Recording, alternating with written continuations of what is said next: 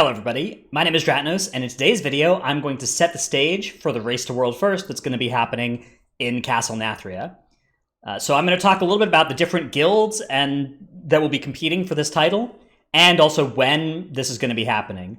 So to my knowledge, there are going to be a lot more Race to World First streams than there were in Ny'alotha. In Ny'alotha, there was Complexity Limit and Method that streamed Race to World First events. My knowledge, I would expect to see like 5 or 6 or something such streams coming out in Castle Nathria. So that is going to start, all that action is going to start on December 15th when NA gets their reset for Mythic Week, and December 16th when EU gets theirs. Most players expect that the raid will probably finish up right around the 24th-ish of December, maybe a little bit earlier if the difficulty of the raid is a little bit lower, which has happened for some previous start of expansion raids, stuff like Emerald Nightmare, which is a 2 or 3 day raid. If that happens, there's going to be a huge advantage for NA guilds because they start 16 hours ahead of the EU guilds. If, on the other hand, the race goes 9 or 10 days, there won't be such a big advantage, and it really could be won by almost anybody from either of the two regions. There are also going to be competitors from other regions too, from the Asian servers, that are worth mentioning. So, without further ado, let's talk a little bit about the different guilds and how things have changed since Ny'alotha. Right now we're looking at the Ny'alotha rankings. The World First Guild in Ny'alotha was Complexity Limit, and I believe they are the favorites going into Castle Nathria. I would probably, if I were a betting man, I'd probably bet on Complexity Limit at something like 60% chance to get the World First, maybe 60 to 70% to get it in Castle Nathria, but I think it would be reasonable to put them lower or higher than that. I don't think there's this is largely based on feel. What's happened to their roster since Ny'alotha has been, it's stayed pretty much the same. They've lost Now as a tank.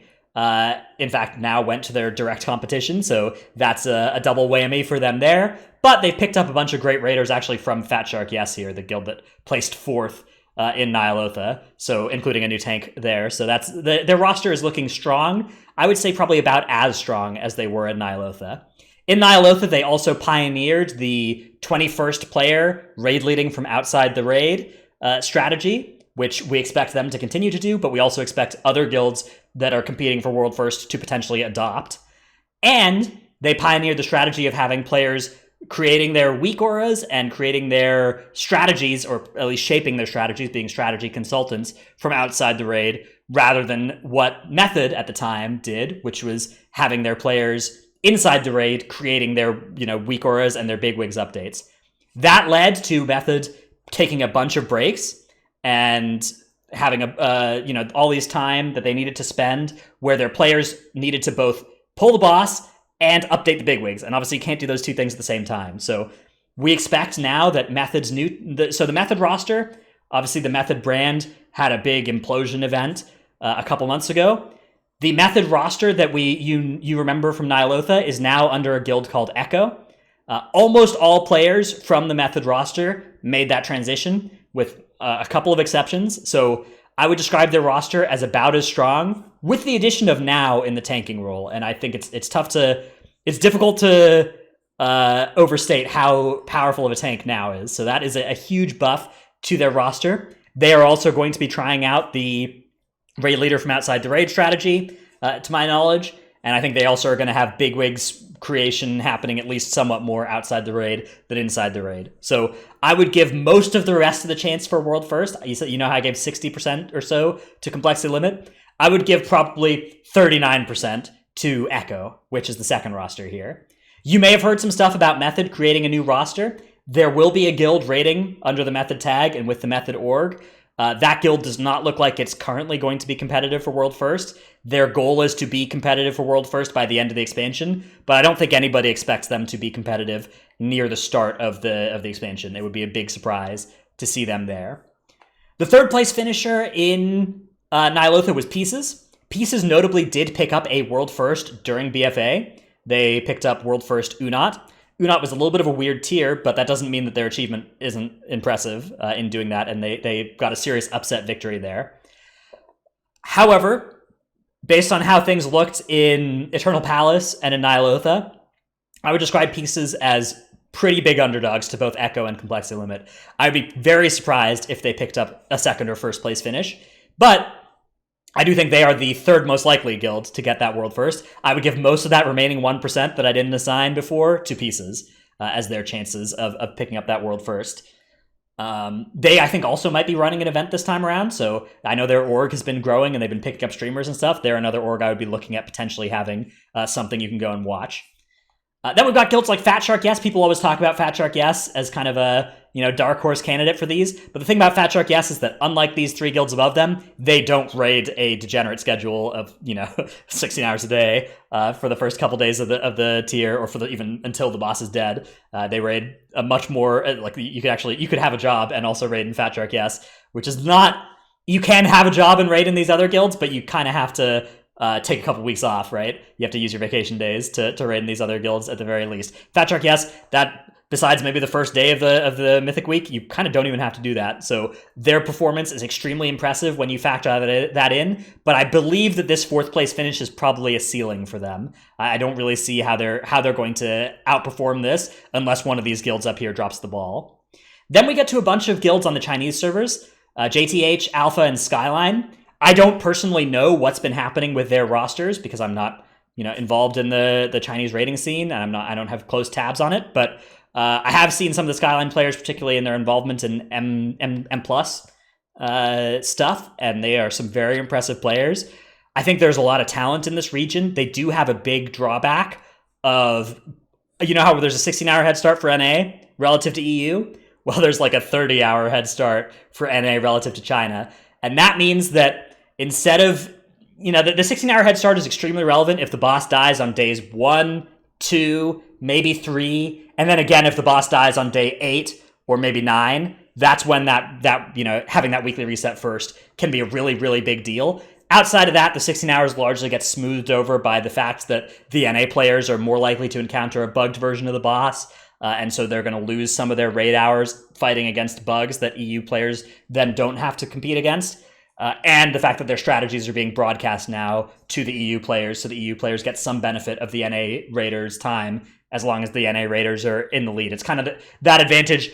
Lately, when we see a race track, NASCARs. I don't know anything about NASCAR, but let's just imagine I did and imagine this analogy was correct, where there's a car that starts in the first position. And there's cars that start behind him, but we don't think of those as unfair races, right? And in fact, there's some advantage. You can draft with the wind if you're in second place. If you're right behind a car, your car's it's easier to drive or something. I don't know anything about NASCAR. This was a really poor analogy to choose, but basically the idea is as long as it's more than a 1-lap race, which we expect it probably will be, that advantage largely evaporates. A little bit less true for the Chinese servers because there's just so many hours separating them and the EU and US players. Then we get to Exorsus here, who've now switched to be an Alliance guild. That's one of the few notable transfers from Horde to Alliance in the top-end rating scene. There's been a lot in the other direction. Exorsus a couple weeks ago switched to Alliance. There was some speculation that it was related to the Stoneform ability against some bosses like Stone Legion Generals in Castle Nathria. That interaction has gotten nerfed, so there's not a big deal to be Alliance for racials. The main reason I've heard for why this change has happened is because there's a much more vibrant Alliance community among Russian language players on the EU servers. So they're moving to where there's more of a player base for them. Exorsus, I think, is another huge contender. I would put Exorsus actually as the 4th most likely guild to get a world first here, and I wouldn't necessarily even put them far behind pieces. This is a guild that secured multiple world firsts in Legion, and this is a guild that looks like they're planning to go hard in Shadowlands. I also wouldn't necessarily be surprised to see a Russian language Race to World First event put on by these guys. Aversion's up next. They are the German-speaking guild, the top German-speaking guild. I wouldn't be surprised to see a German language Race to World First event coming out from them. And I think they occupy a similar position of this is a guild that I would not be surprised. I think they could certainly make a big jump up the world rankings if they have a good tier. And then we start to get to a bunch of other different guilds down here that there's a lot of these that I don't know too much about directly. One place that there is mention worth making is BDGG. This is a guild that's gotten picked up by the US second guild, and they've gotten picked up. They were just BDG before, Big Dumb Guild, and then they got picked up by Golden Guardians. So they are now sort of an org rather than just being a guild like they were before. I wouldn't be surprised to see events coming out of them. And I also would expect them to at least probably within their own guild, they're expecting to improve on this 14th performance. And I believe their goal is to be world first competitive in this expansion as well. So we may see some upward movement from them too. And then as you move down, there's kind of a bunch of guilds that may be on streams, maybe running events. There's the OTK org, which is Asmongold's new org that is going to be running a neutral race to world first event. And I expect that many of these guilds, particularly the ones that don't have their own event being run, will probably sign on to be on that event. I don't know to what extent there will be guilds that both run their own event and participate in the OTK one. I expect that that's not going to make financial sense for any of those guilds, but we'll have to see. I mean, obviously the OTK org has a tremendous amount of resources based on having some massive streamers with zillions of dollars, but I don't know to what extent their budget's going to be enough to convince some of the guilds that are going to run their own events to give up the rights to those. We'll have to see. There are some other guilds that may even run events that are below this top page. So like we mentioned, the New Method Guild is a potential candidate for, I think they're going to run an event. I would be surprised if they showed up on that first page or anywhere even particularly close to it, but they might. If I could be wrong about the strength of their new roster. There's also, let's see, there's my guild here. That's me, Pop-Tart Corn Dog. If you go a little bit past that, there is Imperative is now also been picked up by an org, Lazarus Imperative. I wouldn't be surprised to see them put on some kind of show or maybe join up with one of the other ones. And they are a guild that raids a lot. So I wouldn't be surprised if they also were trying to improve on this ranking, particularly raiding as many hours as they do. It's the kind of thing that I think that they're really going to be hoping to improve on this performance. And then below this, I don't think there are really many orgs or guilds that you're going to see putting on events necessarily, or even necessarily participating in them.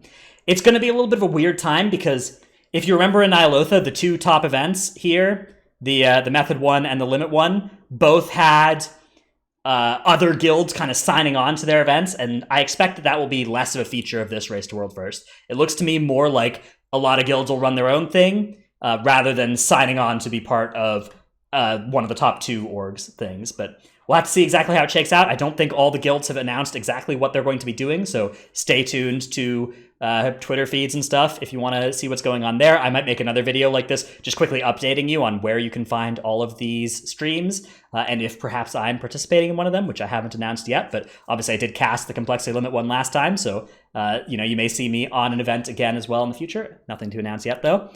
Anyways, that's my little overview of what the Race to World First in Castle Nathria is going to look like from kind of a guild power level perspective. Again, if I'm putting my money where my mouth is, 60% complexity limit, 39% echo, 0.7% pieces, 0.2% exorcis, 0.1% shared by the rest of the field.